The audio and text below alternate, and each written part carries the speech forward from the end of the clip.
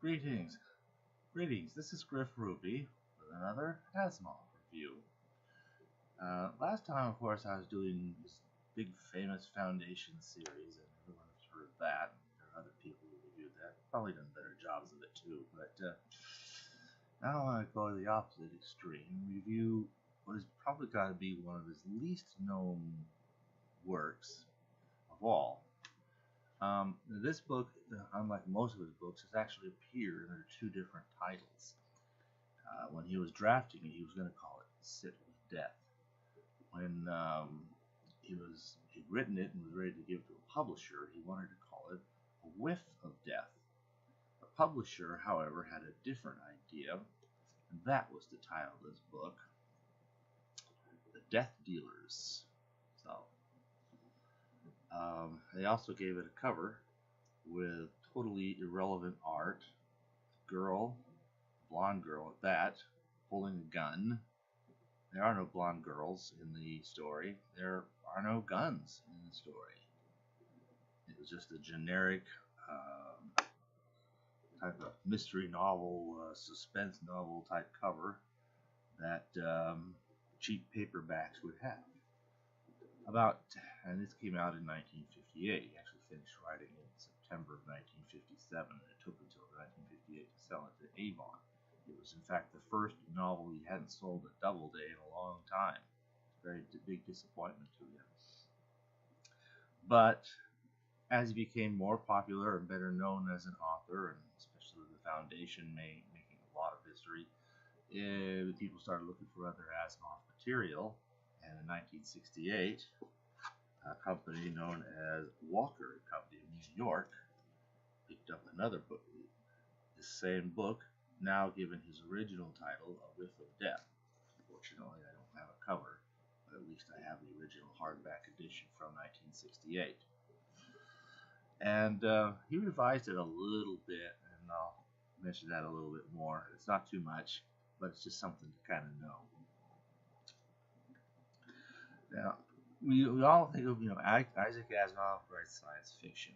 That's what he's famous for, aside from all the vast amount of science and other kinds of writing he's done, history and what have you. But oftentimes this book is not categorized as science fiction. And the reason being is that when we say science fiction, we mean things that are fictional from a scientific standpoint, that you have spaceships, alien planets, alien beings, futuristic societies, robots. And we're not talking realistic robots as they're actually factually coming into existence.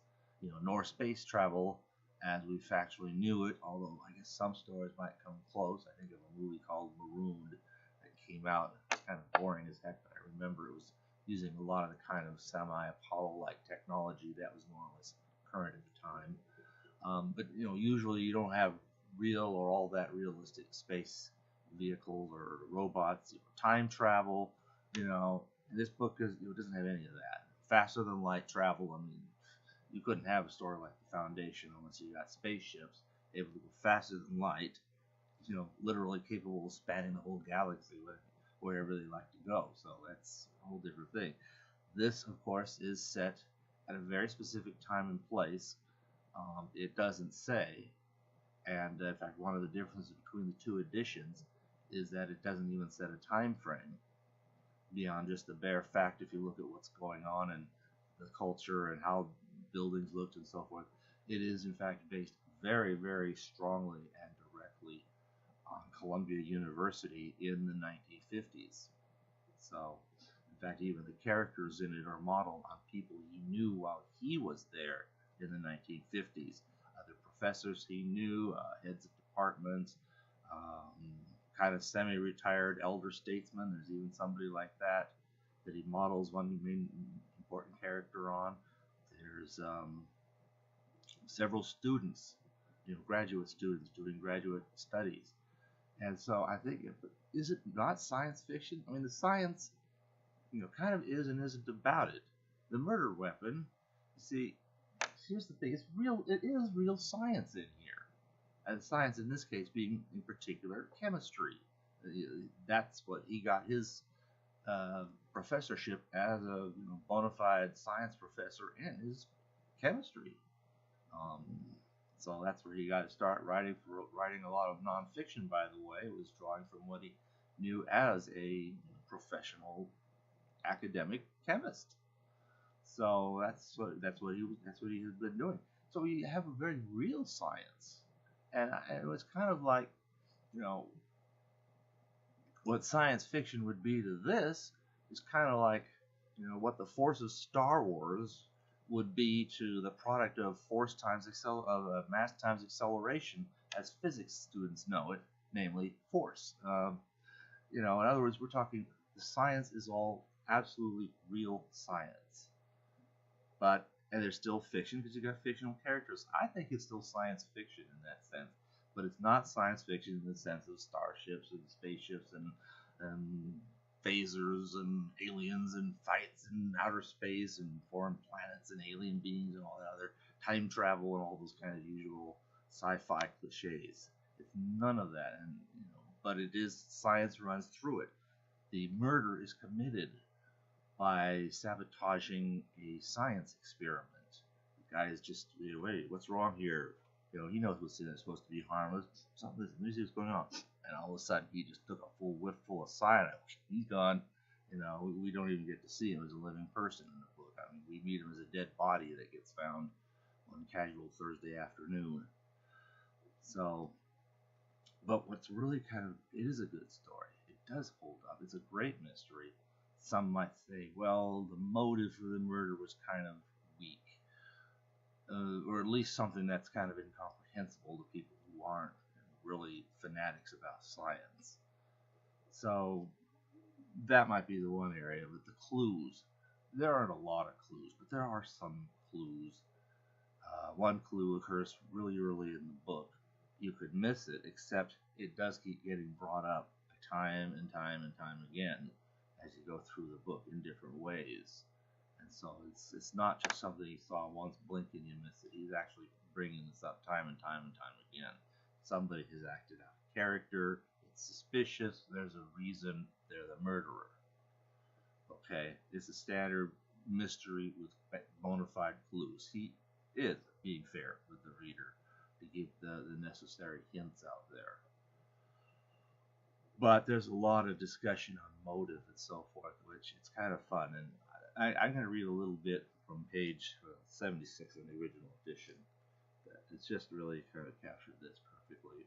And that reads, he's trying to figure out who might have done it, why would they have done it, and so forth. And he's got all kinds of reasons that different people may have. He'd just been surprised that his own wife had a reason for that she could have at least wanted to do it.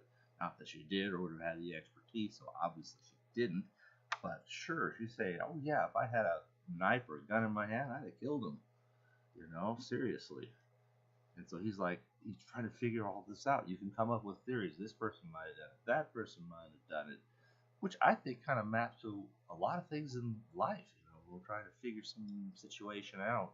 You can come up with all kinds of theories and ideas. And the thing is, oftentimes a whole host of different theories can fit a given situation more or less reasonably well. And so he's finally trying to figure this stuff out. And he finally says here, middle of page 76, but damn it, how did he go about proving anything? Theories were fine. He could make up a dozen. Theory making was his profession in a way.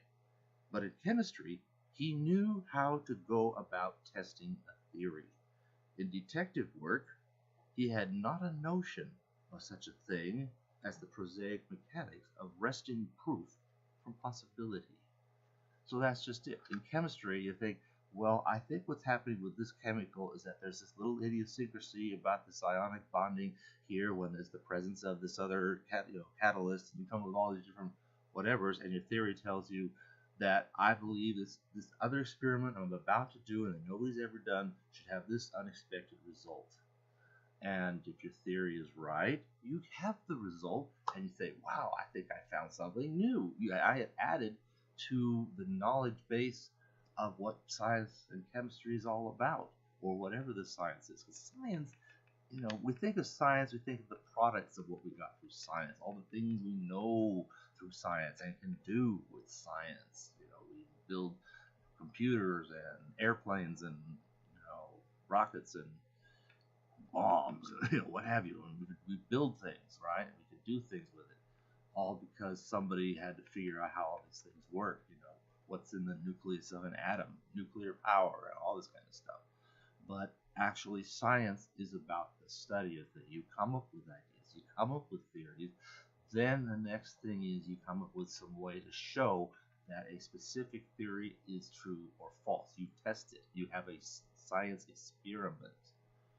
And that runs all the way through. You've got graduate students who are working on various different projects of trying to have something or come up with something that they can prove, and that's a new result that nobody would have expected, and therefore something that tells us something about the world around us that we didn't already know. And it's that whole study, that whole process. You venture theories, you venture them, you test them, they pan out, they probably far more often don't pan out, and eventually the science experiment is what determines what's right or not. Well, obviously it's a mystery story, and much as the chemistry and the chemistry department make an awesome backdrop for this, and a very distinctive one, which is pretty cool, especially how authentic he's able to get all the details. I mean, imagine somebody who didn't know chemistry trying to write a mystery or any kind of story about chemistry students. I mean, they'd get the chemistry all wrong. I mean, you know that, or at least they'd have to bring in some professional chemist as a consultant to keep from being too wrong. But he gets it out. He gets all that, stunningly right on the map. And of course, that's one of the things is, the kinds of problems he's talking about is exactly what he would have seen students in Columbia University, chemistry students, studying, pursuing, coming up with as graduate students, looking for things to prove. It's very, very realistic. They're getting out of the ball and stick model of chemistry molecules and into various other things like kinetics, and this is what the science of chemistry was doing in the 1950s. Which therefore does kind of date it. It's not what chemistry departments are doing today, or even when I was taking chemistry in college myself, in the 1970s. So, I mean, it dates itself that way. But in fact, the principal change in going from the original edition to the later edition was to root out some of the specific time information. He never says Columbia University. He doesn't, it's some other university. He never uses the actual names of anybody. Everybody's based on somebody that's, he doesn't just take anybody's name. Professor Dawson, an actual professor at Columbia University, does not go into here as Professor Dawson. He becomes Lewis Brady, the main protagonist of the story.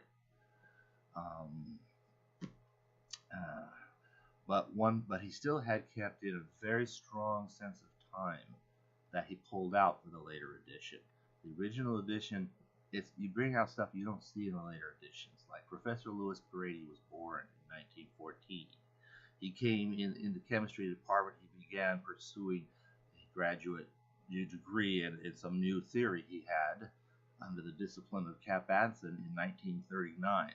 Just a little before the war effort would bring a lot of grants and so forth. It talks about there's a lot of those kind of things that university professors are concerned with. They get government grants for studying things. They want to look for tenure so that they don't have to worry from year to year they're going to be picked up as a professor for another year. And we're talking people who lived through the Great Depression and to whom making a ton of money isn't their goal. Job security is. That's like, if I can have job security, I mean, I'm set. I'm good. They can make things miserable for me, but as long as I obey the rules, they can't fire me if I have tenure. I'm set. They may roll back wages even if times really get tough. And they can make it so miserable that I'll want to leave. They could do that, but as long as I don't do anything clearly wrong, they can't fire me. So tenure is a great thing to have as a professor or a teacher or so forth. So that's a lot of this is that ongoing struggle. Is he going to be able to get tenure and all that? So that's kind of a neat subplot to all of this. But his is now in danger because he becomes the chief suspect. It's his student. It was done by somebody who knew what his student was doing, which really narrows the field quite a bit. So I wonder why it never occurs to him that maybe somebody did kill the student as a way to frame him. Well, that never occurs to him. So I don't know. I mean, you could find little holes like that all the way through. So, but it's a very enjoyable read. It's a real sense of the science because the science of chemistry kind of interacts with the science of police detection. Who did it? Who done it? It is a who done it. And then you've got this detective, Jack Doheny. In some ways, Doheny is considered a precedent for Columbo. He's kind of lower class seeming, kind of not very sharp, very kind of humble. He has to ask everybody everything because he doesn't know a thing about chemistry. He's the first to admit it. He's really, just seems like he's not really quite knowing what's going on. And then suddenly at the end, he comes forth with some devastatingly, undeniable evidence, the proof, as it were. And in fact, he does it in a method that could have come straight out of a Columbo episode. Except this is 1958, before anything Columbo ever existed. It's thought maybe some of Columbo may possibly have been unintentionally based on his character. There's a couple of differences. He chews gum, which Columbo never does, but he also smokes cigars, which Columbo does do. He doesn't spend a lot of time around the chief suspect. In point of fact, he actually gets introduced to the actual murderer somehow only in the very last scene where the murderer is also revealed. For Columbo, Columbo sees the murderer at some point pretty early on, and sometimes there's a reason he knows. More rarely we even hear how he knew, but a lot of times I think the writer's just infused into his head a knowledge of who the murderer is, and he just comes in knowing the way an insect knows how to build a nest or something, and he just goes on building his case. So Doheny is kind of similar in some ways, but Doheny does seem genuinely focused on Louis Braid as maybe really being the murderer, more so than Columbo would ever have done with somebody that really isn't the murderer. So, but he has a lot of things. He does have some things in common. His way of showing up. One other big difference. Doheny never once, as he's leaving, so he turns around. Oh, one more thing. Never once does that. That's truly and totally exclusively a Columbo thing. Doheny never does that. But all said and told, you can kind of see it. It's an enjoyable read. It's all about how do you know what you know, and the evidence at the end. Well, the detective knows how to test a theory. Brady is telling him, I think it's this person because of A, B, C, D. Here's the scenario. Here's how it all plays out. It all makes sense. And the detective goes, well, that's all very good, and but some attorney will take it all apart and say, well, really, where's the proof? And it's like, but then he does that proof, and like I said, he does it in a manner that is just something that could have come straight out of Columbo's playbook, and it's a great moment when it's proven that the murderer is the murderer, and so that's it's a great novel, I think. I really enjoyed it, and I don't know of anybody who could regret reading it. It's, both as a mystery story and, I think, real science fiction. That's it.